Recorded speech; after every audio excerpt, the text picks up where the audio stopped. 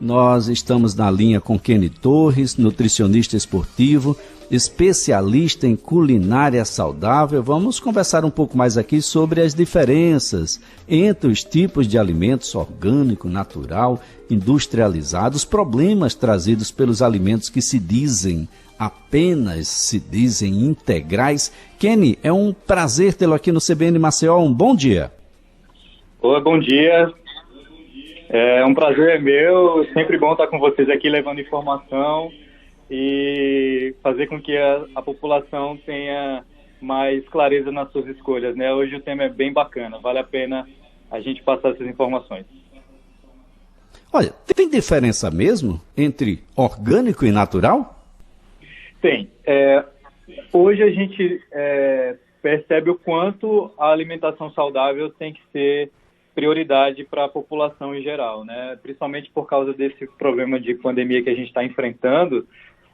E o nosso sistema imunológico, ele está cada vez mais deficiente justamente por esse excesso de exposição que a gente tem a produtos químicos, herbicidas, excesso de medicamentos.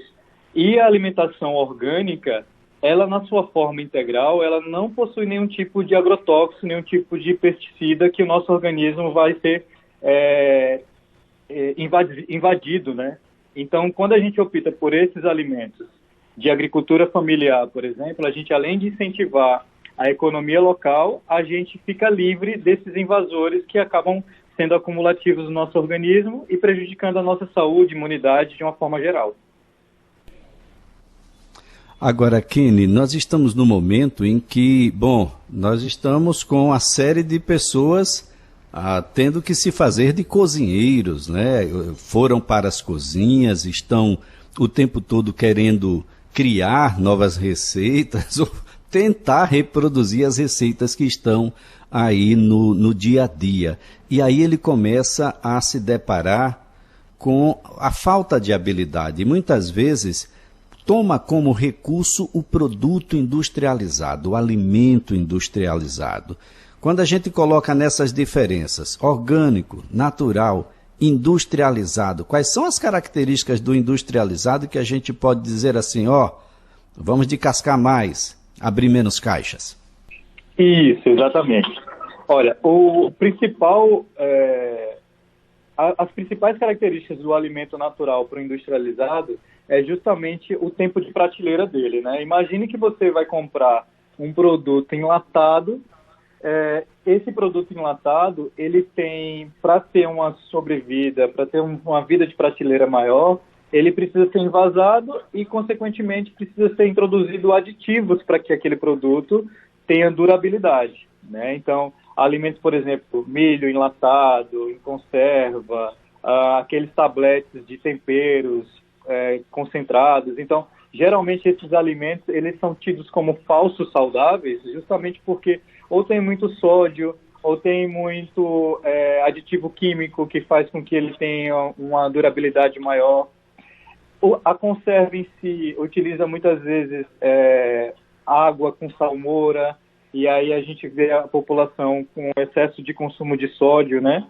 E já o alimento natural, ele é aquele alimento que ele não tem nenhum tipo de aditivo, né? Aquele que a gente pega da terra, vai direto para a nossa panela e a gente faz esse movimento que eu chamo de comida de verdade, né? Comida de verdade é aquela que a gente prepara mesmo na cozinha, vai para a panela e a gente consome. Não é aquela que a gente abre pacote e vai para o micro-ondas diretamente para consumir, né? Então essa diferença é bem grande.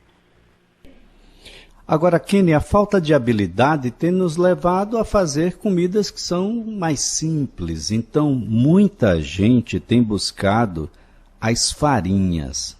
Pizza, por exemplo, bolos, tem sido aí os carros-chefe desses novos cozinheiros e cozinheiras. Aliás, difícil está encontrar fermento biológico em sachê na cidade e as pessoas estão... Qual é o risco dessas farinhas, desses bolos que são aí colocados à disposição, pães, massas em geral? A gente acaba consumindo mais um tipo de alimento processado, né?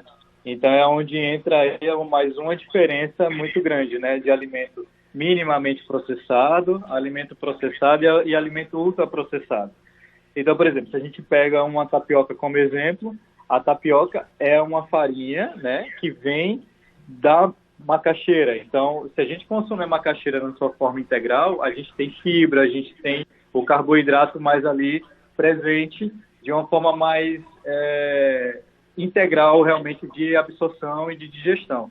Quando a gente vai para farinha, para virar tapioca, a gente percebe que a perda de fibra, principalmente, é muito grande. Então, aí a gente consome um carboidrato mais refinado, mais processado.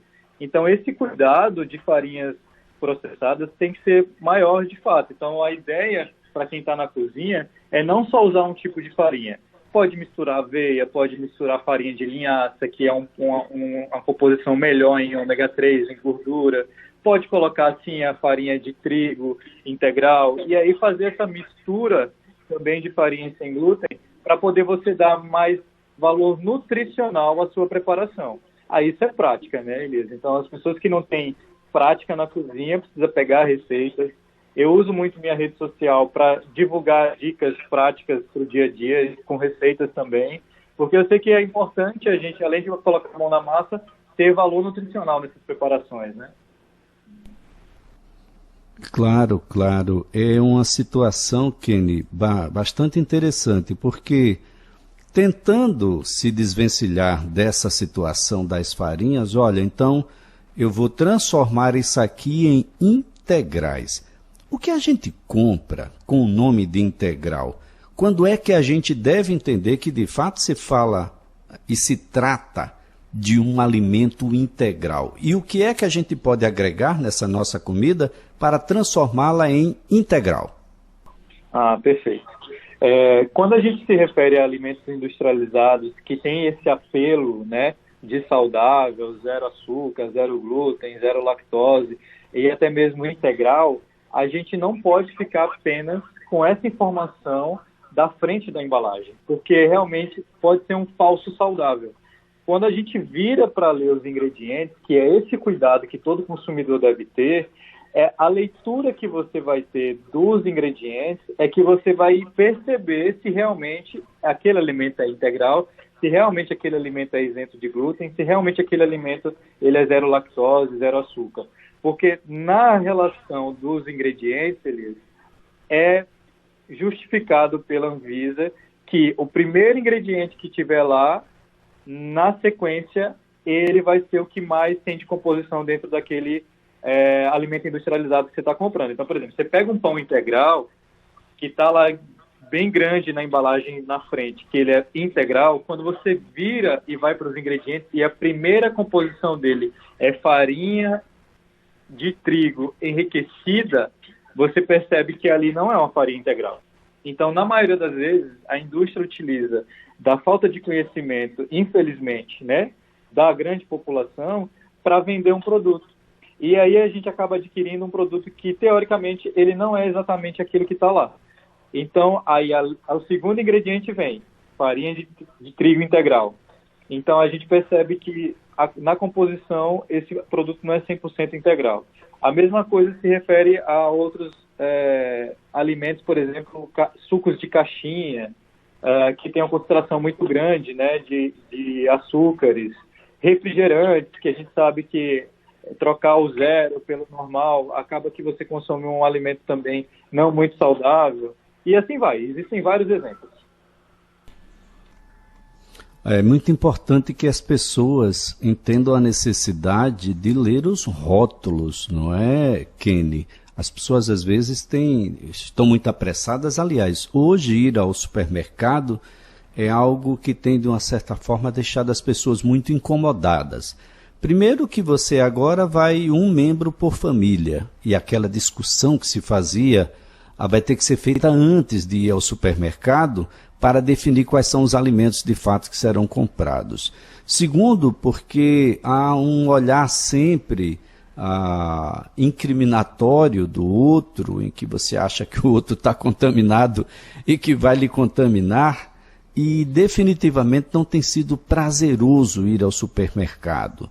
O ideal é que a gente possa fazer essa lista um pouco antes, ler os rótulos, e agora em casa isso fica possibilitado porque você pode acessar a internet, seja pelo telefone ou pelo próprio computador, de modo a compreender um pouco melhor a composição daquilo que está comendo e não continuar enganado. Perfeito. Isso é muito legal, né? Então, esse momento que a gente tem de perda de tempo não é perda, né? Pelo contrário, a gente está ganhando tempo em preparar uma lista certinha do que você precisa. E é uma dica que eu posso dar com relação a isso, Elisa, é a gente começar a passar mais pelas gôndolas de legumes, vegetais, frutas, folhas.